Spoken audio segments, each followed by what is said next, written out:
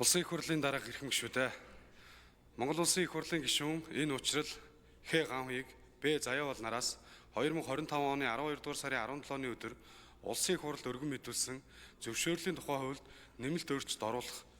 тухай хуулийн төсөл болон холбогдох бусад хуульд нэмэлт өөрчлөлт оруулах тухай хуулийн төслүүдийг үзэл баримтлалын хүрээнд хэлэлцэх хэсэх асуудлыг эдийн засгийн байнгын ороо 2025 оны 12 дугаар сарын 23-ны өдрийн хуралдаанаараа хэлэлцлээ. Хууль санаачлагч нь олон улсад хэрэглэгдэж байгаа мэдэгдлээр эрхлэх үйл ажиллагааны талаарх зохицуулалтыг бий болгох, зарим төрлийн тусгай болон энгийн зөвшөөрлийг мэдэгдэл хүргүүлсний үндсэн дээр эрхлэх, тусгай зөвшөөрлийн төрөл ангиллалыг дахин тодорхойлох, нэр томьёог жигдлэн хуульчлах, тодорхой төрлийн зөвшөөрөл олгох процессын журмыг салбарын хуулиудад тусгах, зөвшөөрөл эзэмшигчдэд тавигдах явцын хяналт захимжилтыг сайжруулах замаар зөвшөөрлийн тухай хууль нийцүүлэн захиргааны хийн хэмжээний акт, журмын зөвшөөрлийн харилцааг зохицуулан зөвшөөрөл олголтын процессыг хүндрүүлж байгаа нөхцөлийг арилгаж, хүнд суртал, авилга, ашиг сонирхлын зөрчил үүсэх нөхцлөөс урьдчилан сэргийлэх, хуульд заасан хугацаанд иргэн аж ахуй нэгж, байгууллага төргөн шуурхай, хүндрэл чирэгдэлгүй зөвшөөрөл авах нөхцөлийг бүрдүүлэх зорилгоор зөвшөөрлийн тухай хуульд нэмэлт өөрчлөлт оруулах тухай хуулийн төсөл болон холбогдох бусад нэмэлт өөрчлөлтийг оруулах тухай хуулийн төслүүдийг боловсруулжээ. Хуулийн төслийг Ди-парламент.cg-ийн захим сайтад байршуулж иргэд олон нийтийн саналыг авч байна. Эдийн засгийн байнгын орооны хуралдаанаар хуулийн төслүүдийг хэлэлцэх үед Улсын их хурлын гишүүн Ил Соронзон бол зөвшөөрлийн тухай хуулийг дагалдуулан үндэслэлгүйгээр дүрм журам баталж хүнд суртал, ашиг сонирхлын зөрчил үүсгдэг байдлыг энэ хуулийн нэмэлт өөрчлөлтөөр хэрхэн хязгаарлах, мөн тухайн салбартаа монопол байдалтай аж ахуй нэгжүүдийн тусгай зөвшөөрлийг тэдгээрт давуу байдал олгохгүй байхаар хэрхэн зохицуулах, шударга өрсөлдөөн хэрхэн бий болох талаар Улсын их хурлын гишүүн Г Очрот зөвшөөрлийн хууль болон түүнийг дагсан олон тооны дүрм журам, хэм хэмжээний актууд болон одоо мөрдөгдөж байгаа стандартууд нь нийгмийн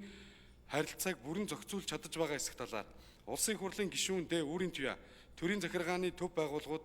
зөвшөөрөл олгоод өөрөө гүйцэтгэлд нь хяналт тавьдаг байдал зохистой эсэх талаар мөн нэг үйл ажиллагаа эрхлэхийн тулд хэд хэдэн байгууллагаас тусгай зөвшөөрөл авч олон шат дамжин хугацаа алддаг байдлыг хэрхэн сайжруулах талаар Улсын их хурлын гишүүн Ж Алдарж авахлан тусгай зөвшөөрөл олгодог боловч гүйцэтгэлд нь хяналт тавьдаггүй, үүрэг хариуцлага хүлээдэггүй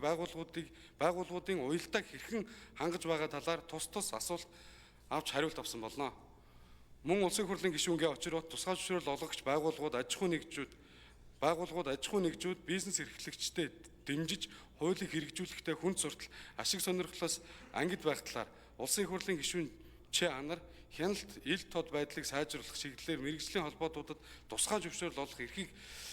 шатараалтайгаар шилжүүлж байгаа боловч хамаарал бүхий аж ахуй нэгжүүд өөрсдөө мэргэжлийн холбоо байгуулад түүгээрээ дамжуулан давуу байдал бий болгох, шударга өрсөлдөөнийг хааж хүнд суртал, ашиг сонирхлын зөрчил үүсгэж байгааг анхаарах,